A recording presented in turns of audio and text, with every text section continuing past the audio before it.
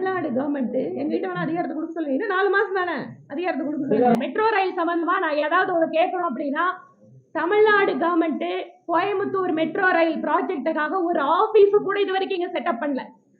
இவங்களோட ஜென்யூன் பாருங்க, ஜென்யூனஸ் பாருங்க. உண்மையாவே இவங்க ஜென்யூனா கோயம்புத்தூருக்கு மெட்ரோ கொடுக்கணும்னு நினைக்கிறாங்களா? இது வரைக்கும் மெட்ரோ ரயிலுக்கு ஒரு ஆபீஸ் கூட கொடுக்காம இருக்காங்க. இது வரைக்கும் நாங்க இங்க 10 எம்எல்ஏ எத்தனை பேர் கேட்டு தெரியல. பட் குரு இங்க பாருங்க, நான் என்ன சொல்றேன், நீங்க டிபிஆர் நீங்க தயார் பண்றீங்கல்ல, டிபிஆர் மக்கள் கிட்ட கருத்து கேக்குறீங்கல்ல, ஏன் எங்களால மக்கள் பிரதிநிதி எங்கள்கிட்ட கூப்பிட்டு கேட்டிருக்கலாமே?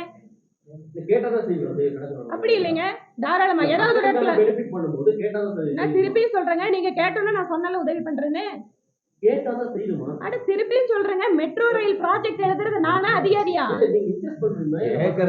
நான் பண்ணிட்டு இருக்கேன். கோயம்புத்தூர் மெட்ரோவுக்கு என்னோட முதல் பேச்சு சட்டப்பேரவையில கோயம்புத்தூர் மெட்ரோ முதல் பேச்சு. தமிழ்நாடு கவர்மெண்ட் எங்ககிட்ட வேணா அதிகாரத்தை கொடுக்க சொல்லுங்க. இன்னும் 4 மாசம் தானே அதிகாரத்தை கொடுக்க சொல்லுங்க. அதிகாரம்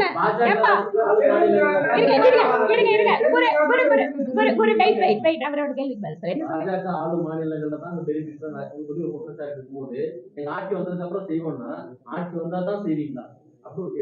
இப்போ இந்த டிபிஆர் ரெடி பண்ணி ஸ்டேட் கவர்மெண்ட் தான் கொடுக்கணும் இல்லையா? எம்எல்ஏ கொடுக்கலான்னு ஏதாவது சட்டம் இருக்கா? எம்பி கொடுக்கலாம் ஏதாவது சட்டம் இருக்கா? இல்ல ஸ்டேட் கவர்மெண்ட் தானே கொடுக்கணும். அப்ப அவங்க தானே கொடுக்கணும்.